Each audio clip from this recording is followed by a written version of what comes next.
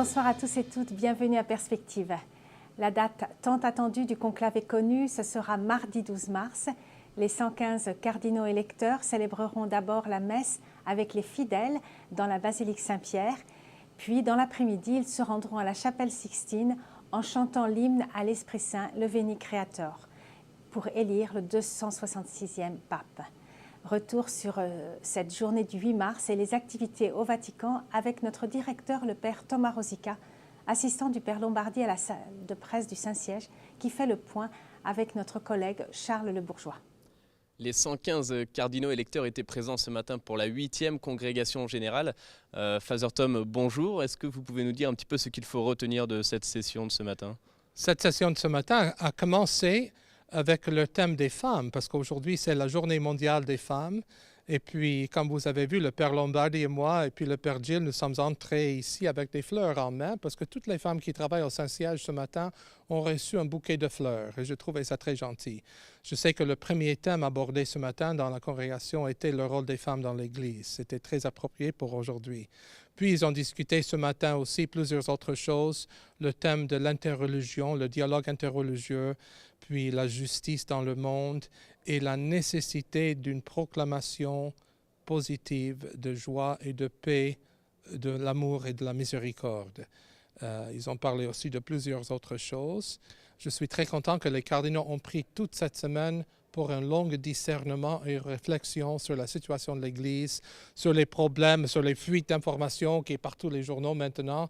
Les informations ont trouvé moyen d'apparaître dans tous les journaux italiens ces jours-ci. Alors ça, c'est assez grave et je crois que le prochain pape aura une des premières choses sur l'agenda d'adresser ce problème. C'est très, très grave parce que ça met en question le rôle de la confidentialité et puis le respect pour l'Église et tout le système ici. Puis, on attend la date aussi de la messe Pro Eligendo, c'est la messe pour l'élection du pape, qui aura lieu probablement au début de la semaine prochaine, et puis on connaît le reste. Vous l'avez dit, il y a eu une grande réflexion. Cela fait désormais 5 jours que les cardinaux réfléchissent à une date d'entrée en conclave. Qu'en est-il en fait de l'activité du Saint-Siège et des dicastères pendant cette période de congrégation générale ? On dit en anglais « business as usual ». Ça a continué. Les préfets n'ont pas de travail parce que plusieurs sont au conclave. Et puis les secrétaires continuent à gérer les dicastères, les bureaux, les congrégations. Le personnel ne part pas en vacances. Tout le monde est ici et surtout ici dans le système de communication, le centre de communication. On travaille très, très dur.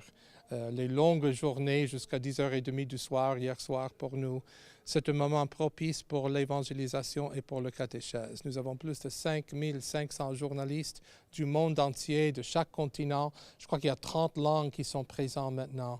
C'est vraiment quelque chose. Il y a 8 jours, c'était la dernière journée du pontificat de Benoît XVI. Un jeune séminariste de Rome évoque cette journée et l'héritage de Benoît XVI au micro de Charles Le Bourgeois. Dans les différents jours qui ont suivi son annonce, en particulier un moment très fort a été la messe des cendres à la basilique Saint-Pierre, qui a été sa dernière messe, sa dernière apparition publique dans une grande liturgie.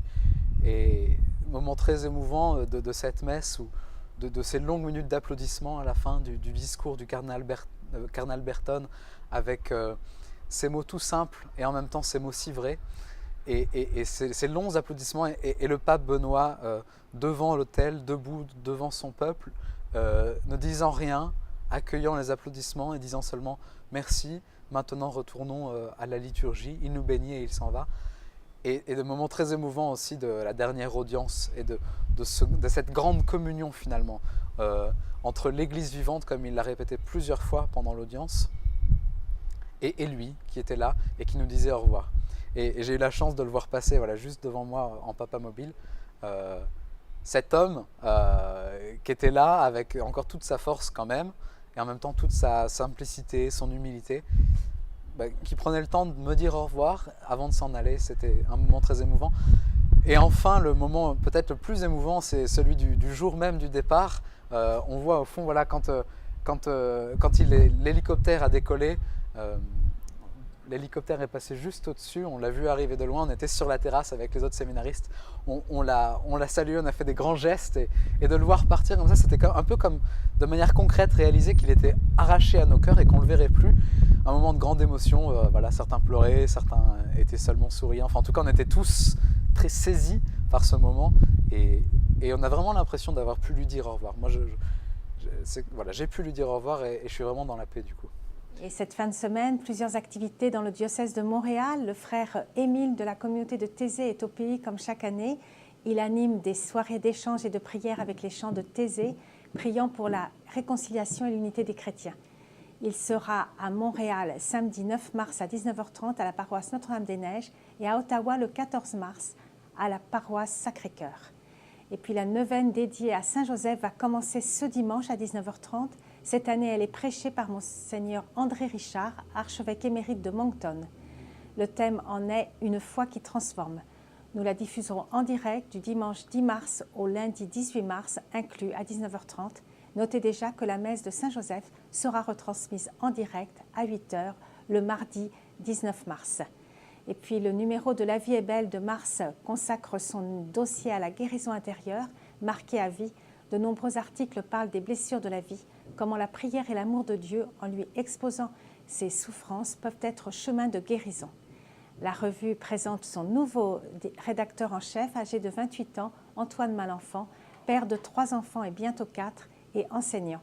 Et une nouveauté, une bande dessinée.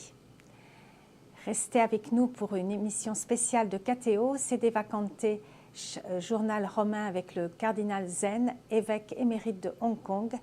Bonne journée de la femme.